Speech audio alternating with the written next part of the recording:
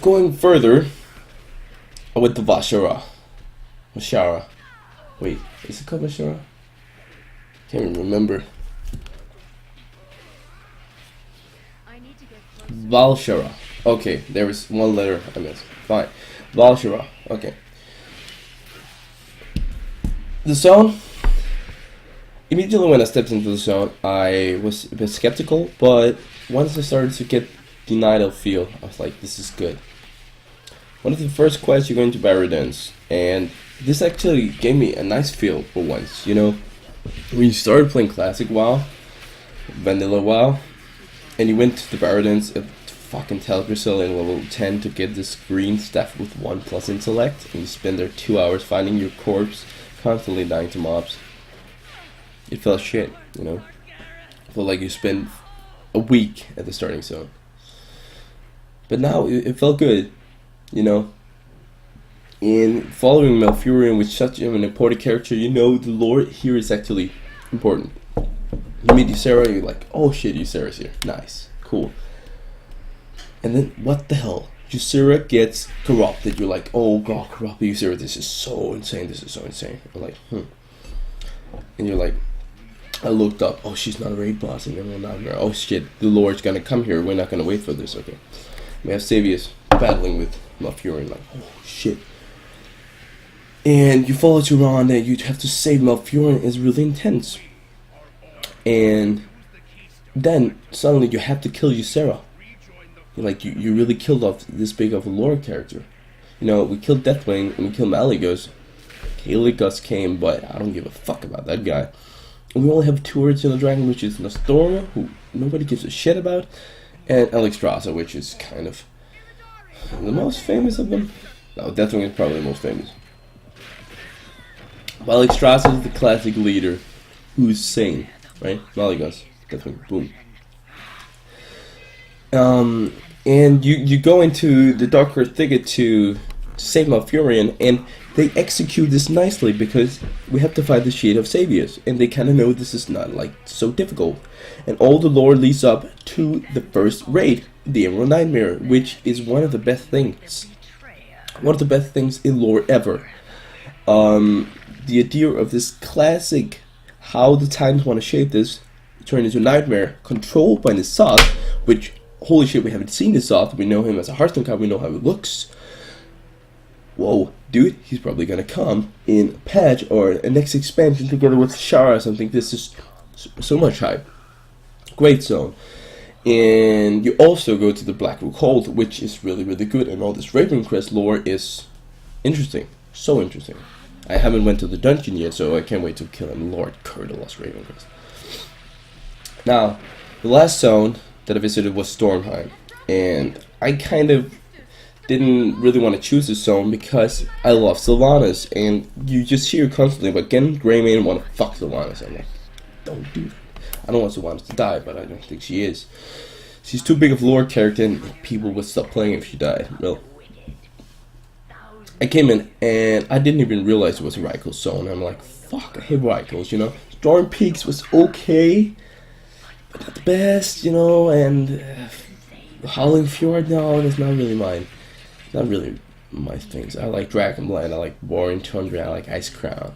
Grizzly Hills was insane too, you know. Soul Drake was, yeah. Never mind.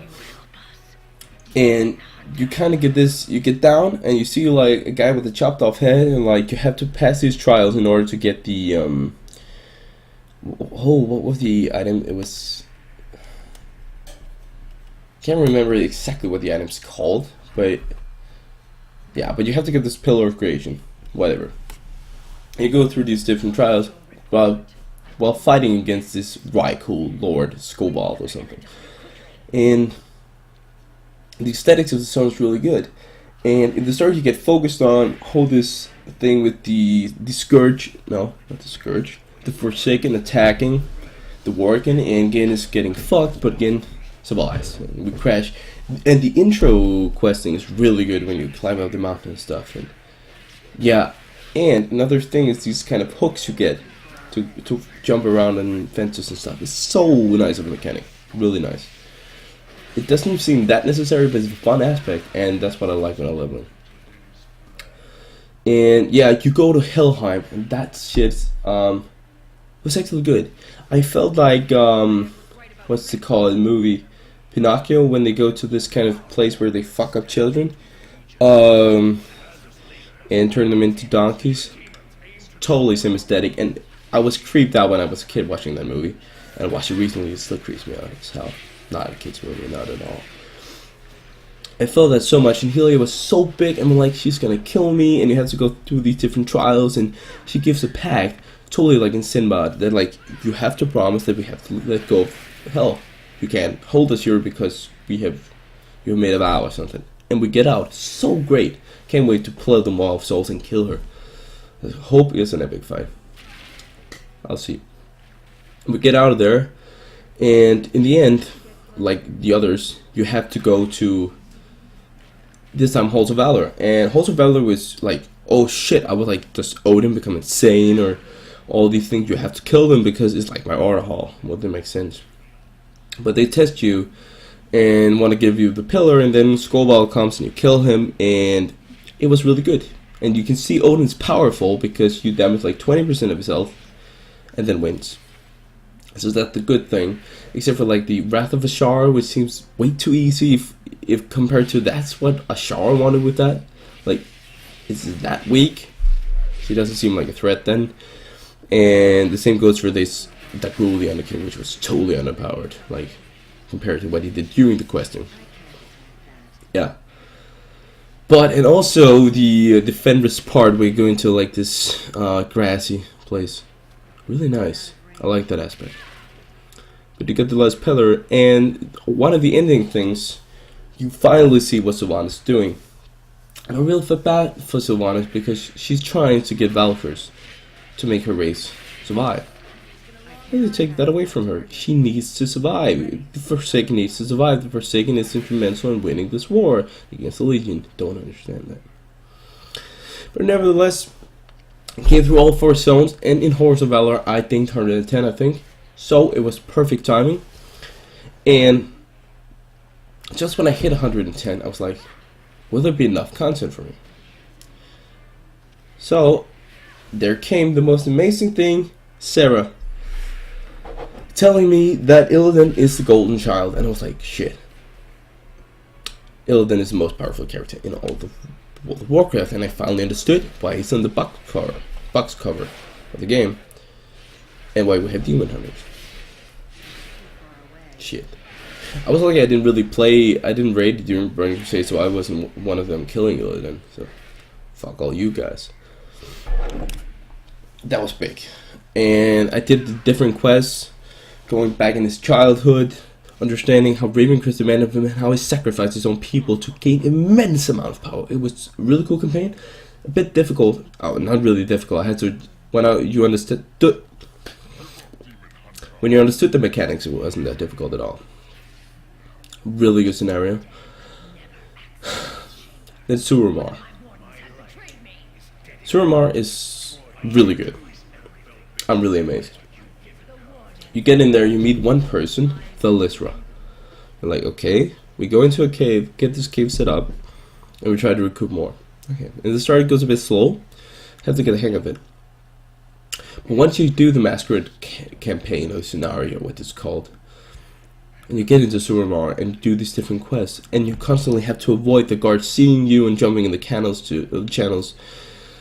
to like avoid the guards and survive, and you die and you get frustrated. You're like, this is good. And Suramar is so big, and it's such a beautiful city, and it's a perfect design, you know.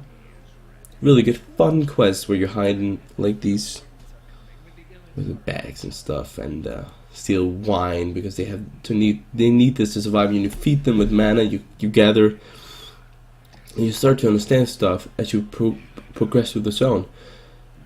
And there's a lot of quests, you know. I feel like I've been doing this for like the last month, and I've only been playing for 20 days. And I've done 3 of the 11 parts of the Suramar quest. I unlike the Suramar World quest, but I haven't even done the Suramar Zone yet. There is so much more in Suramar, and I think it has so much potential. It does have much potential. I'm looking forward to do all the quests there and explore it all. So far, I'm having a really good time with Legion. I haven't been playing so much, but it allows the casual player. The kind of Facebook games are still in the auto haul. I can do that on my cell phone, mobile phone, whatever you call it. It's a little mini game. I can just go in like Snapchat, just checking if there are any snaps. Fine, it's not that bad.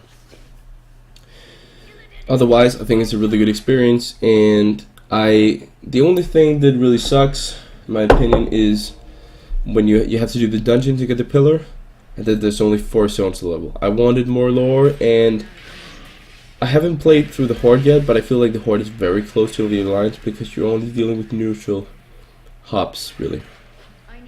I don't really know if I want to go through the quest already, if it's the exact same as Horde on my Demon Hunter yet. So I was hoping that you wanted to level again. I don't know, perhaps I want to in a while. I'm looking forward to getting geared, to get heroics, to do just looking for raid on Emerald Nightmare, see the low there. There's a patch coming up in like 6 days. It's gonna be big. I'm really high for it. All new lore, Karazhan. It's gonna be great. I give it, like, if I should rank so far all the expansions, I haven't seen all of Legion yet, so I can't really judge it, but still, I think my favorite was Wrath of the Lich King because during the time I was playing, and that had a lot of friends playing with me. And I love Arthas. Second up, I think it's Legion. Legion has done such a good job so far, and it makes me really, really fast. And I don't think really any other expansion has done what it has done. Third up, I actually think it's the Cataclysm. You know, Cataclysm had an amazing start, and if you compare that to Legion, it had a lot of these things. Really good zones, good heroics, and the raids ended up sucking. You know, Dragon Soul, terrible. Violence, good. That was good. And the first one, yeah, we had like the Blackwing Descent. That was good. That was really good. Throne of Orwin's shit. Yeah, really shit. And the last one I can't even remember. No, but it was good. Fourth up, we have the. It's kind of unusual to do it the other way, but well, you get straight to the point. Number 4 is Mr. Bandari, actually. You know, I'm gonna list it over Burning Crusade because I didn't play that much during the Burning Crusade, but also because I thought the leveling experience was better, and there was a lot of like these small things like pet battles and a lot of these like gimmicky things I actually liked. Many disliked it, but I think it was fun. And then up comes Burning Crusade. You know, I was a big noob when Burning Crusade came out. I was level 50, and it was like 2007, right? Yeah. I was 11 years, I was 10 years old when it came out still. So, I wasn't that big, but I thought the leveling experience was really horrible. I hate doing Outland, and I didn't really, like, the attunement thing was way too difficult, but it was good for the hardcore player, I know. Walls of Draenor at the end, of course. I'm not counting Classic WoW, because it's not an expansion, but it was good because it was the first time I was playing WoW. Walls of Draenor. Other shit. Yeah, then I can't really figure it out anything good. I think it was only shit. Yeah, pretty much. So that sums it up for me. I give Legion probably an 8.5 out of 10 so far, or 9 out of 10, or 10 out of 10. I don't know. It was really good. So hope you liked the video. Like it if you agree or disagree, or comment if I said something wrong or you disagree on some points of something. Subscribe if you want to see more videos like this, and have a nice time.